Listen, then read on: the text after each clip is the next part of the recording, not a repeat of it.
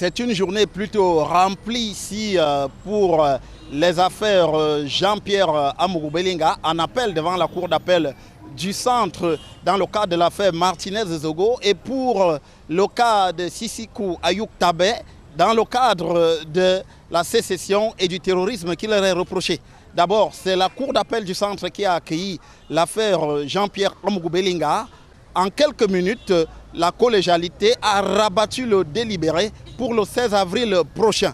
C'est donc une nouvelle collégialité qui avait été mise en place à l'issue du blocage observé lors de la dernière audience. À cette occasion, alors que le président de cette collégialité optait pour la remise en liberté de Jean-Pierre Amougou Belinga, son vice-président s'y était opposé. Ce qui avait plongé la cour d'appel du centre dans un grand embarras, notamment sa présidente qui avait donc dû référer au ministre de la Justice, Laurent Esso. Donc la décision était attendue.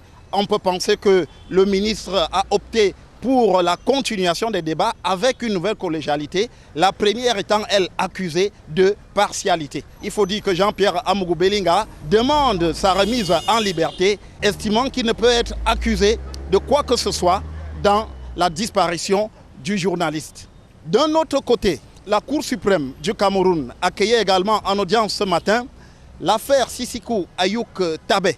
Là-dessus, la plus haute juridiction du Cameroun a opté pour casser le jugement de condamnation de Sissikou Ayouk Tabé.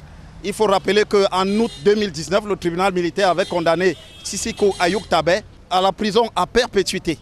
Désormais, donc, la Cour suprême casse ce jugement et renvoie l'affaire devant la Cour d'appel du centre avec cette fois une nouvelle collégialité.